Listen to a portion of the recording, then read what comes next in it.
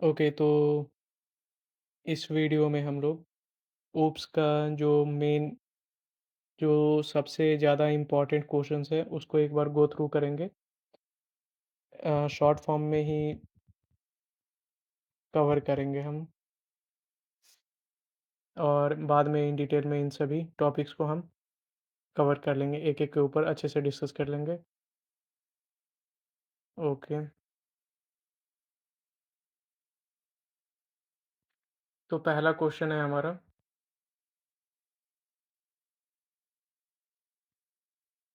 कि what are the 4 main principles of OOPs. तो जो ओप्स कॉन्सेप्ट है, उसके 4 मेन प्रिंसिपल्स कौन-कौन से हैं? तो आंसर है कि ओप्स का जो मेन 4 प्रिंसिपल्स में हमारा आता है एनकैप्सुलेशन, अब्स्ट्रैक्शन, इनहेरिटेंस और पॉलीमॉर्फिज्म। तो एनकैप्सुलेशन क्या है? तो इसके बारे में दिया हुआ है bundling data and methods to restrict direct access. तो बोला जा रहा है कि इनकैप्सुलेशन बेसिकली एक ऐसा कॉन्सेप्ट है जो कि डेटा और मेथड को बंडल करता है और इन डेटा और मेथड्स के एक्सेस को रिस्ट्रिक्ट करता है। दूसरा दूसरा प्रिंसिपल है abstraction, hiding implementation details, exposing only essential features. तो अब इम्प्लीमेंटेशन उनको हमें हाइड करने में करता है, और जो सिर्फ इम्पोर्टेंट डिटेल्स है, एसेंशियल फीचर्स हैं, सिर्फ वही हम एक्सपोज करते हैं। जैसे फॉर एग्जांपल इंटरफेस क्लास जब हम बनाते हैं, इंटरफेसेस जब हम बनाते हैं, तो सिर्फ हम यूज़र को सिर्फ मेथड्स के बारे में बताते हैं और उन मेथड्स को कौन कौन से पैरामीटर्स लगेंगे, सिर्फ ये। उनका एक्चुअल इम्प्लीमेंटेशन कैसा है वो हम नहीं दिखाते हैं।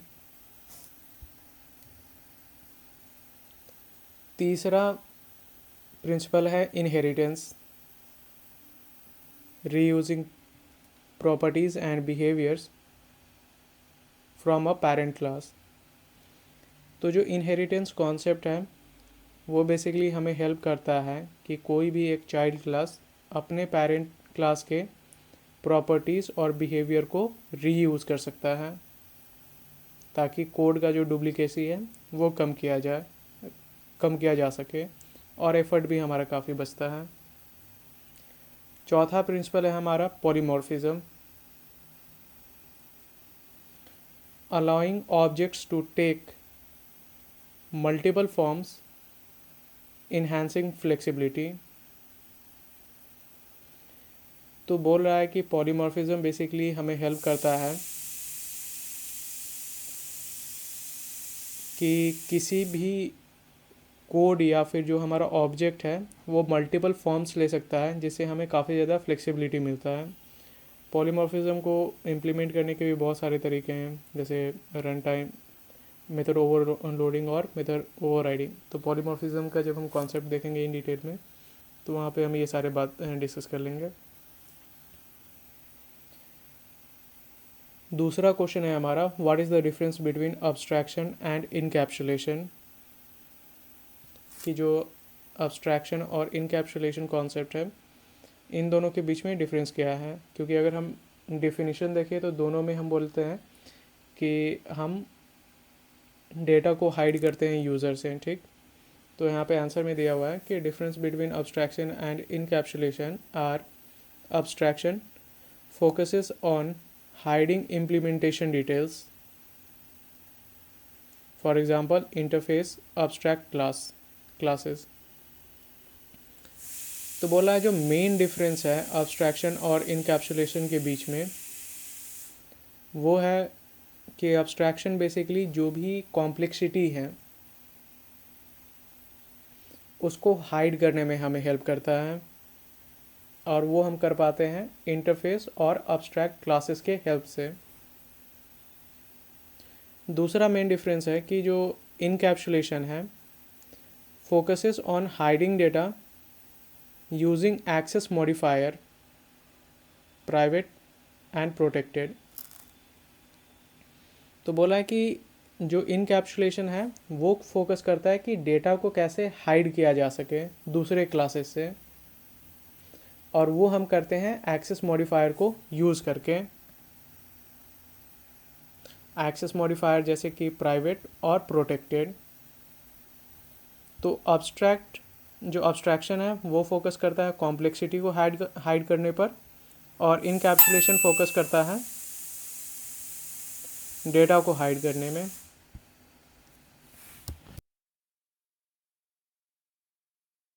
अब हम तीसरा क्वेश्चन देखते हैं।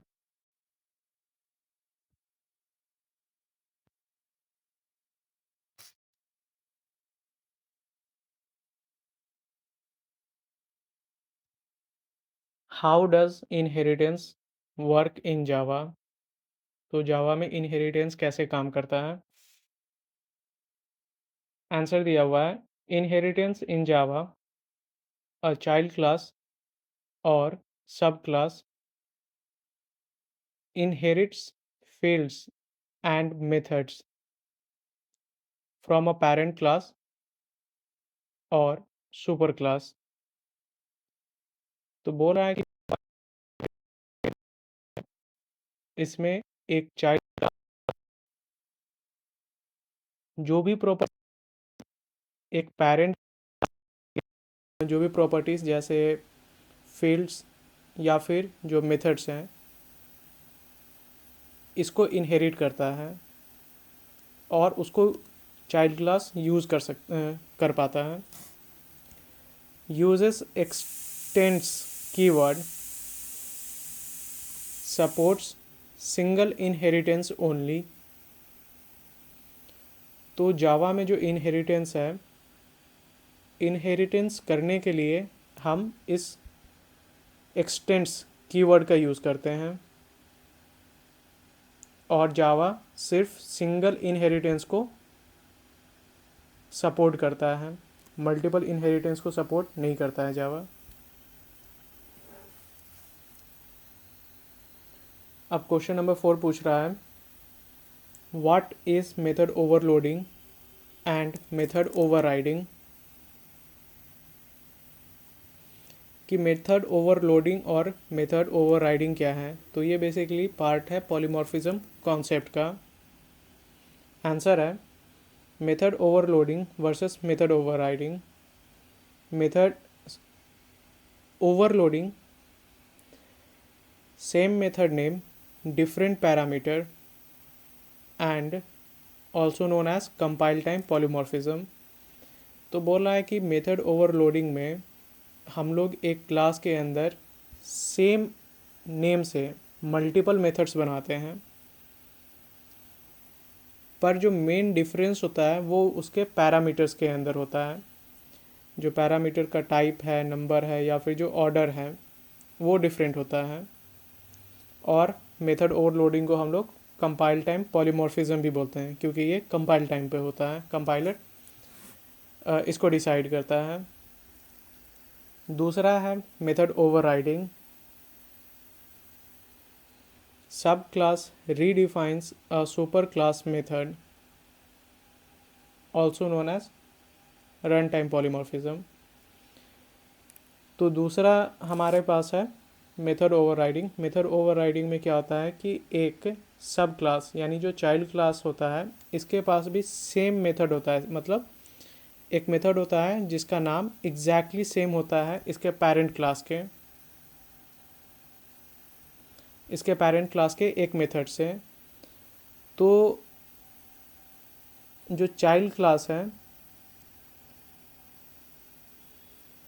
अगर इसको दो डिफरेंट बिहेवियर चाहिए तो वो मेथड ओवरराइडिंग के हेल्प से यूज़ कर सकता है। फॉर एग्जांपल एक मेथड हो सकता है रन करके, जो कि चाइल्ड क्लास में भी हो पेरेंट क्लास में भी हो। तो चाइल्ड क्लास बोल सकता है कि दिस डॉट रन, मतलब जो चाइल्ड क्लास का अपना इम्प्लीमेंटेशन है उसको रन करो, और नहीं तो फिर सुपर डॉट रन, तो उससे जो पेरेंट क्लास का जो सुपर रन मेथड है वो एग्जीक्यूट होगा। और मेथड ओवरराइडिंग को हम लोग रन टाइम पॉलीमॉर्फिज्म भी बोलते हैं, क्योंकि ये रन टाइम पे डिसाइड होता है कि कौन सा मेथड एग्जीक्यूट करना है। पांचवा क्वेश्चन है कि व्हाट इज़ पॉलीमॉर्फिज्म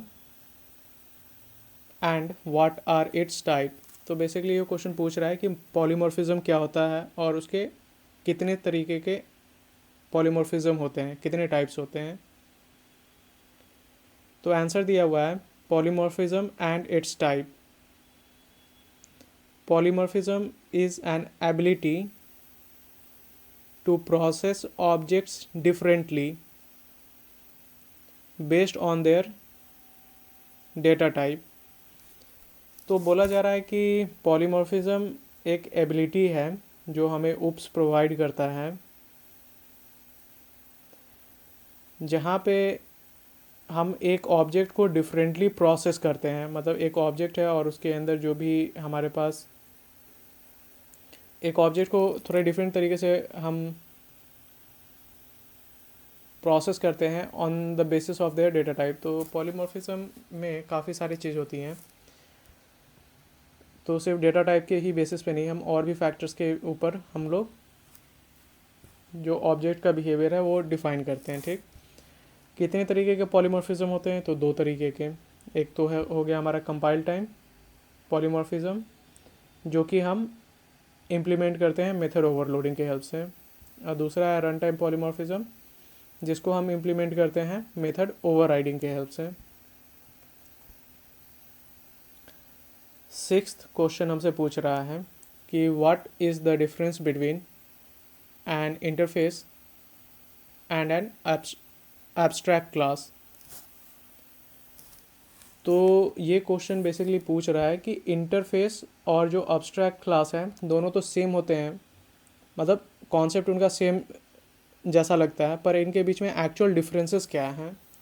तो हम मेन डिफरेंसेस देखते हैं। पहला डिफरेंस बता रहा है कि interface defines only abstract methods before Java 8 and multiple inheritance is allowed. तो बोला जा रहा है कि जब भी हम एक इंटरफेस क्रिएट करते हैं, तो इंटरफेस भी बेसिकली एक इनकैप्सुलेशन टाइप का होता है, पर ये क्लास नहीं है। ठीक, और जो इंटरफेस का स्ट्रक्चर है इसके अंदर सिर्फ हम एब्स्ट्रैक्ट मेथड को ही डिफाइन करते हैं। कोई भी एक ऐसा मेथड जिसके अंदर हम कुछ लॉजिक लिखें, वैसे मेथड्स इंटरफेस के अंदर नहीं होते हैं। एटलीस्ट जावा 8 से पहले तक ऐसा हम नहीं कर सकते थे। अभी थोड़े बहुत चेंजेस आए हैं, तो हम आगे देख लेंगे क्या क्या चेंजेस हैं। और इंटरफेस बहुत ज़्यादा इम्पॉर्टेंट इसलिए भी हो जाता है क्योंकि जावा के अंदर जो मल्टीपल इनहेरिटेंस हम इम्प्लीमेंट करते हैं, मल्टीपल इनहेरिटेंस सिर्फ इंटरफेस के ही हेल्प से हो सकता है। दूसरा है abstract classes can have both abstract and concrete methods and only supports single inheritance।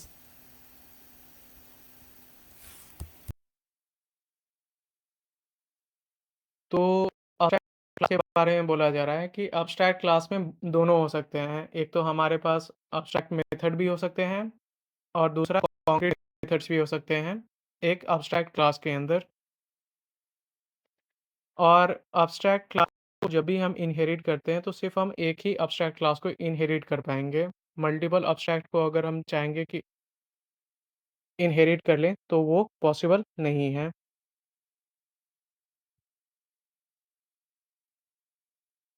Question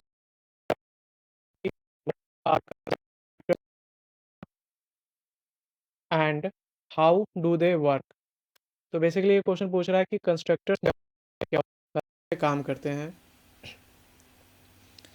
answer है constructors in Java are special methods invoked when an when an object is created।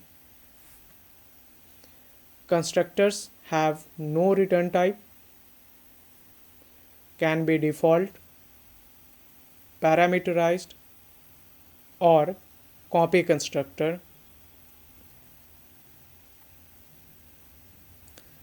तो बोला जा रहा है कि जावा के अंदर कंस्ट्रक्टर एक स्पेशल मेथड होता है जो कि ऑटोमेटिकली कॉल होता है जब भी हम एक ऑब्जेक्ट को क्रिएट करते हैं किसी भी क्लास का। और ये स्पेशल इसलिए भी होता है क्योंकि सिर्फ यही एक मेथड ऐसा है, कंस्ट्रक्टर ही मेथड एक ऐसा है जिसका कोई रिटर्न टाइप नहीं होता है। कंस्ट्रक्टर कंस्ट्रक्टर बहुत तरीके के होते हैं। एक डिफ़ॉल्ट, जब हम कोई भी कंस्ट्रक्टर प्रोवाइड नहीं करते हैं तब जावा एक डिफ़ॉल्ट कंस्ट्रक्टर बना लेता है। दूसरा पैरामीटराइज्ड, जब भी एक ऑब्जेक्ट हम क्रिएट करते हैं और कुछ पैरामीटर्स पास करते हैं तब हमारे पास एक पैरामीटराइज्ड कंस्ट्रक्टर होना चाहिए। और तीसरा है कॉपी कंस्ट्रक्टर। अब क्वेश्चन नंबर 8 हम देखते हैं। ओके, क्वेश्चन नंबर 8 पूछ रहा है, what is the significance of super and this keyword in Java. तो ये बेसिकली क्वेश्चन पूछ रहा है कि जावा के अंदर दो काफ़ी इंपॉर्टेंट कीवर्ड्स होते हैं, सुपर और दिस करके। तो इनका इम्पोर्टेंस क्या है। Super and this keyword, super refers to parent class used for method constructor calls। तो जावा के अंदर जब भी हम सुपर कीवर्ड को यूज़ करते हैं तो सुपर कीवर्ड को यूज़ करने का मेन रीज़न होता है कि हम पेरेंट क्लास के मेथड या फिर कंस्ट्रक्टर को रेफ़र करना चाह रहे हैं कि हमें जो हमारा पेरेंट क्लास है उसके मेथड या फिर कंस्ट्रक्टर को हम कॉल करना चाह रहे हैं या फिर यूज़ करना चाह रहे हैं। जो दिस कीवर्ड को हम तब यूज़ करते हैं जब भी जो हमारा जो चाइल्ड क्लास है उसके किसी भी प्रॉपर्टी को जब हम यूज़ करना चाहते हैं या फिर उसके किसी भी फ़ील्ड को जब हम रेफ़र करना चाहते हैं, तब हम यूज़ करते हैं। तो ये बेसिकली डिफ़रेंस बताने के लिए है कि सुपर का मतलब पैरेंट क्लास के किसी भी चीज़ को हम कॉल कर रहे हैं और दिस का मतलब जो करंट हमारा चाइल्ड क्लास है, उसको हम कॉल कर रहे हैं या फिर जो हमारा करंट क्लास है उसको। क्वेश्चन नंबर 9 पूछ रहा है, what is multiple inheritance and does Java support it. तो ये क्वेश्चन पूछ रहा है कि मल्टीपल इनहेरिटेंस क्या होता है और क्या जावा सपोर्ट करता है मल्टीपल इनहेरिटेंस को। तो आंसर है multiple inheritance and Java does not support multiple class inheritance to avoid ambiguity. बोल रहा है कि जावा मल्टीपल क्लास इनहेरिटेंस को सपोर्ट नहीं करता है क्योंकि उससे एक एम्बिग्यूटी आता है। इसका मतलब है कि एक कोई भी चाइल्ड क्लास है वो सिर्फ एक ही पैरेंट क्लास को इनहेरिट कर सकता है। अगर एक child class multiple parent class को इनहेरिट करने का कोशिश करेगा तो उससे एक एम्बिग्यूटी आता है। ये एम्बिग्यूटी डायमंड प्रॉब्लम है जिसको हम बाद में डिस्कस कर लेंगे। और मल्टीपल इनहेरिटेंस को अगर हमें इंट्रोड्यूस करना है तो उसके लिए हमें इंटरफ़ेसेस का जो कॉन्सेप्ट है उसको यूज़ करना होता है। क्वेश्चन नंबर 10 पूछ रहा है कि what are static methods and variables in Java. तो जावा के अंदर कुछ मेथड्स और वेरिएबल्स के पहले हम स्टैटिक कीवर्ड यूज़ करते हैं। तो इसका मतलब क्या है? Static methods and variables, so static variables are shared across all the instance of a class. Similarly, तो बेसिकली स्टैटिक वेरिएबल्स क्या होता है कि यूजुअली जब भी हम कोई भी वेरिएबल डिफाइन करते हैं और उसके पहले अगर हम स्टैटिक कीवर्ड को नहीं यूज़ करते हैं, तो उस केस में क्या होता है, फॉर एग्ज़ाम्पल कि एक क्लास है यूज़र और उसके अंदर एक फ़ील्ड है नेम।